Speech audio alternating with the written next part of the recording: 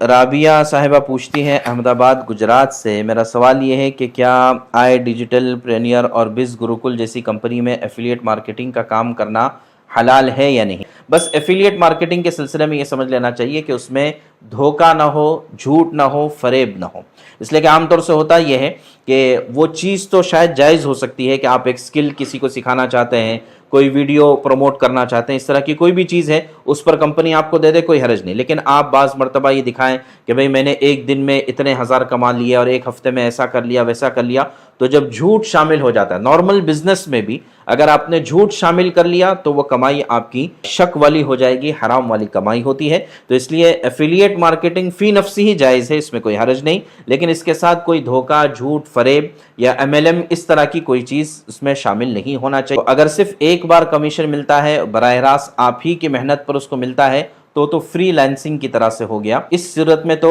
وہ کمیشن آپ کو لینے میں کوئی حرج نہیں ہے۔